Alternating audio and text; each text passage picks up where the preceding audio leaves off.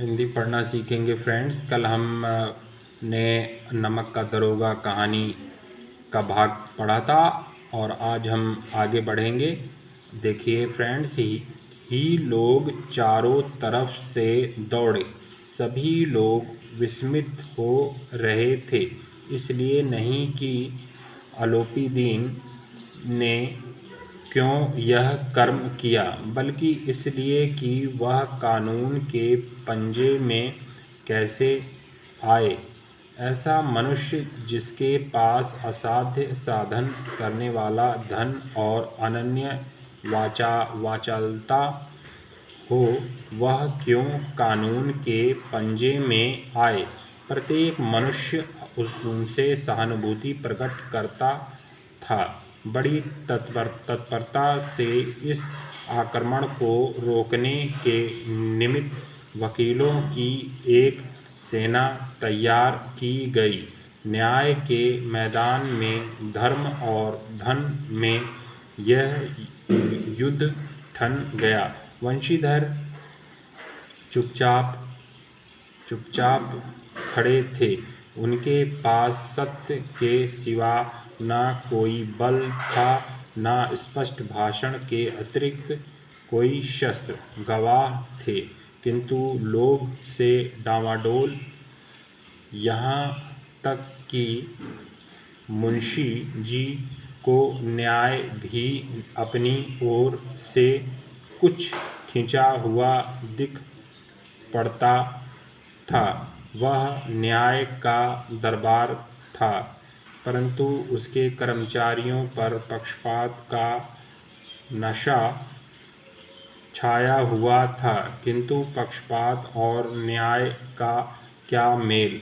जहाँ पक्षपात हो वहाँ न्याय की कल्पना भी नहीं की जा सकती। मुकदमा शीघ्र ही समाप्त हो गया।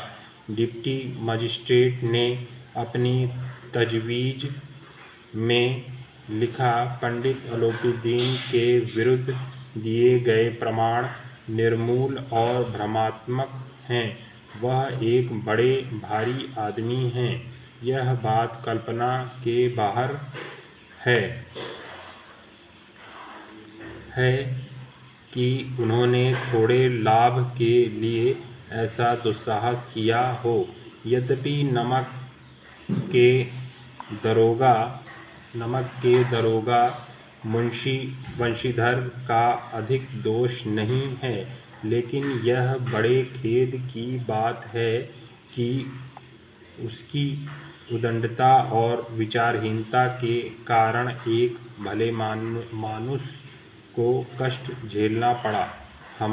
हम प्रसन्न हैं कि वह अपने काम से सजग और सचेत रहता है, किंतु नमक से मुकदमे की बढ़ी हुई नमक हलाली ने उसके विवेक और बुद्धि को भ्रष्ट कर दिया। भविष्य में उसे होशियार रहना चाहिए। वकीलों ने यह फैसला सुना और उछल पड़े।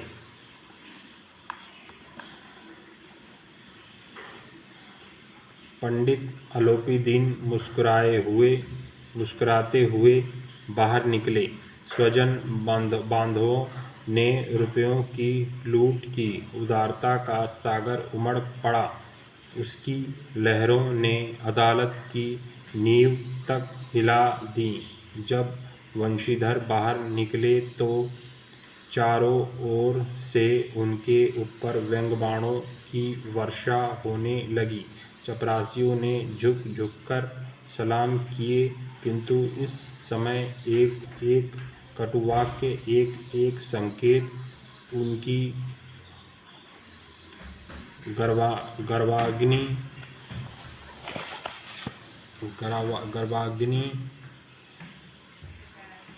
को प्रज्वलित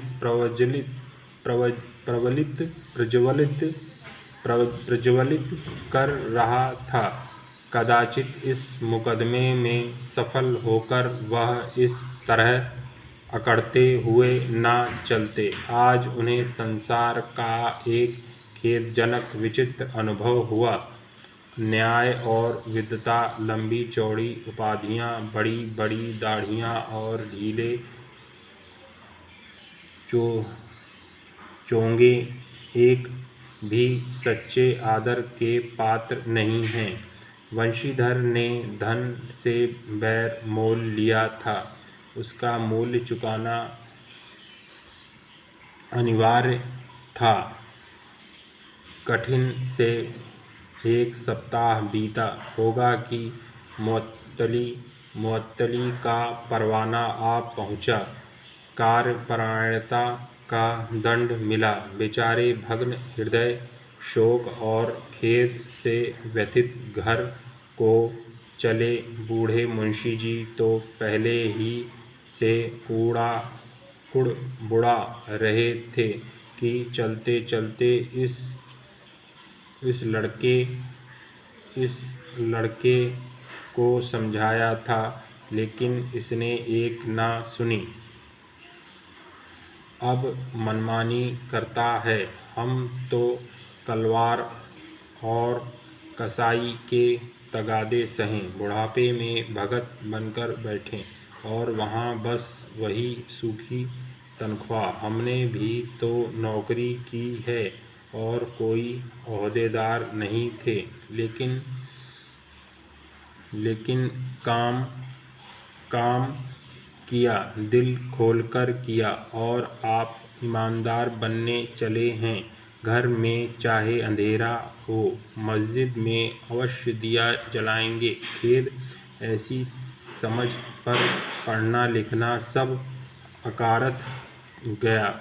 इसके थोड़े ही दिनों बाद जब मुंशी वंशीधर इस दुरावस्था में घर पहुँचे और बूढ़े पिताजी ने समाचार सुना तो सिर पीट लिया। बोले, जी चाहता है कि तुम्हारा और अपना सिर तोड़ लूँ। बहुत देर तक पछता कर हाथ मलते रहे। क्रोध में कुछ कठोर बातें भी कहीं, और यदि वंशीधर वहाँ से टल न जाते तो अवश्य ही यह क्रोध विकट रूप धारण करता। वृद्धा माता को भी दुख हुआ। जगन्नाथ और रामेश्वर यात्रा की कामनाएं मिट्टी में मिल गईं। पत्नी ने तो कई दिनों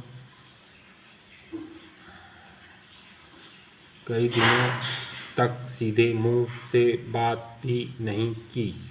इसी प्रकार एक सप्ताह बीत गया। संध्या का समय था। बूढ़े मुंशी जी बैठे राम नाम की माला जप रहे थे। इसी समय उनके द्वार पर सजा हुआ रथ आकर रुका। हरे और गुलाबी पर्दे, पछियाए बैलों की जोड़ी, उनकी गर्दनों में नीले धागे, सींगे पीतल से जुड़ी हुई कई नौकर लाठियाँ कंधों पर रखे साथ थे। मुंशी जी अगवानी को दौड़े। देखा तो पंडित अलोपीदीन हैं। झुककर दंडवत की और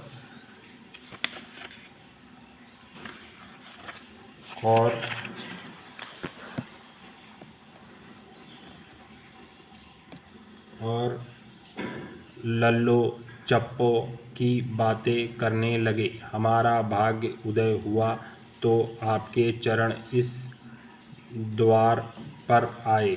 आप हमारे पूज्य देवता हैं। आपको कौन सा मुँह दिखावें। मुँह में तो कालिख लगी हुई है, किंतु क्या करें, लड़का अभागा कपूत है। नहीं तो आपसे क्यों मुँह छिपाना पड़ता। ईश्वर निसंतान चाहे रखे, पर ऐसी संतान न दे। अलोपीदीन ने कहा, नहीं भाई साहब, ऐसा न कहिए।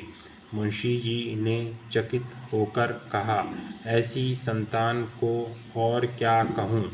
अलोपीदीन ने वात्सल्यपूर्ण स्वर में कहा, कुल तिलक और पुरुषों की कीर्ति उज्ज्वल करने वाले संसार में ऐसे कितने धर्मपरायण मनुष्य हैं जो धर्म पर अपना सब कुछ अर्पण कर सकें। पंडित अलोपीदीन ने वंशीधर से कहा, दरोगा जी, इसे खुशामद न समझिए। खुशामद करने के लिए मुझे इतना कष्ट उठाने की ज़रूरत न थी। उस रात को आपने अपने अधिकार बल से मुझे अपनी हिरासत में लिया था, किंतु आज मैं स्वेच्छा से आपकी हिरासत में हूँ। मैंने हजारों रईस और अमीर देखे, हजारों उच्च पदाधिकारियों से काम पड़ा, किंतु मुझे परास्त किया तो आपने। मैंने आपको अपना और अपने धन का गुलाम बनाकर छोड़ दिया। मुझे आज्ञा दीजिए कि आपसे कुछ विनय करूं। वंशीधर ने अलोपीदीन को आते देखा तो उठकर सत्कार किया, किंतु स्वाभिमान सहित समझ गए कि यह महाशय मुझे लज्जित करने और जलाने आए हैं।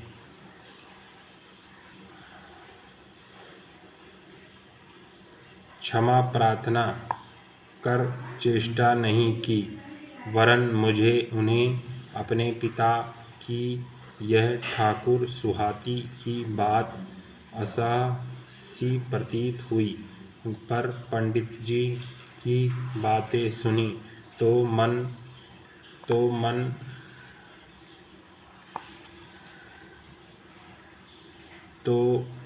मन की मैल मिट गई।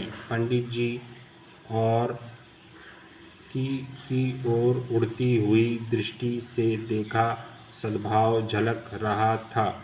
गर्व ने अब लज्जा के सामने सिर झुका दिया। शर्माते हुए बोले, यह आपकी उदारता है जो ऐसा कहते हैं। मुझसे जो कुछ अविनय हुई है उन्हें उसे क्षमा कीजिए। मैं धर्म की बेड़ी में जकड़ा हुआ था, नहीं तो वैसे मैं आपका दास हूँ। जो आज्ञा होगी वह मेरे सिर माथे पर। अलोपीदीन ने विनीत भाव से कहा, नदी तट पर आपने मेरी प्रार्थना नहीं स्वीकार की थी, किंतु आज स्वीकार करनी पड़ेगी।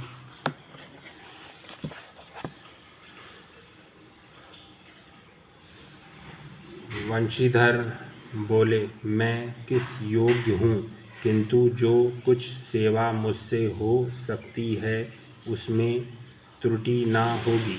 अलोपीदीन ने एक स्टाम्प लगा हुआ पत्र निकाला और उसे वंशीधर के सामने रखकर बोले, इस पद को स्वीकार कीजिए और अपने हस्ताक्षर कर दीजिए। मैं ब्राह्मण हूँ। जब तक यह सवाल पूरा न कीजिएगा द्वार से न हटूँगा। मुंशी वंशीधर ने उस कागज़ को पढ़ा तो कृतज्ञता से आँखों में आंसू भर आए। पंडित अलोपीदीन ने उनको अपनी सारी जायदाद का स्थायी मैनेजर नियुक्त किया था।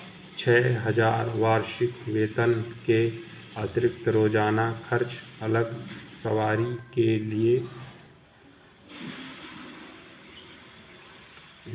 घोड़े, रहने को बंगला, नौकर चाकर मुफ्त।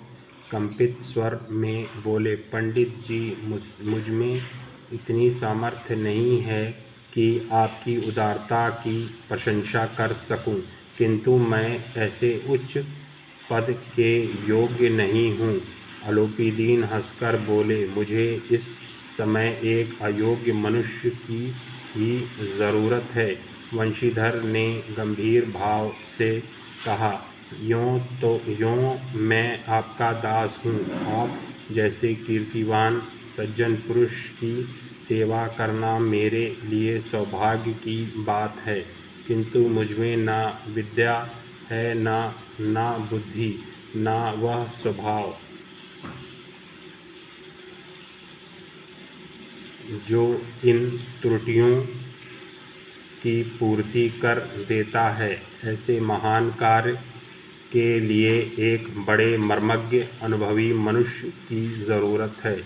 अलोपीदीन ने कलमदान से कलम निकाली और उसे वंशीधर के हाथ में देकर बोले, ना मुझे विद्वता की चाह है, ना अनुभव की, ना मर्मज्ञता की, ना कार्य कुशलता की।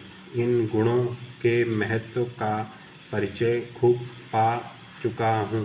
अब सौभाग्य और सुअवसर ने मुझे वह मोती दे दिया है जिसके सामने योग्यता और विद्वता की चमक फीकी पड़ जाती है। यह कलम लीजिए, अधिक सोच विचार ना कीजिए, दस्तखत कर दीजिए। परमात्मा से यही प्रार्थना है कि वह आपको सदैव वही नदी के किनारे वाला बैमुरोवत उदंड कठोर परंतु धर्मनिष्ठ दरोगा बनाए रखे।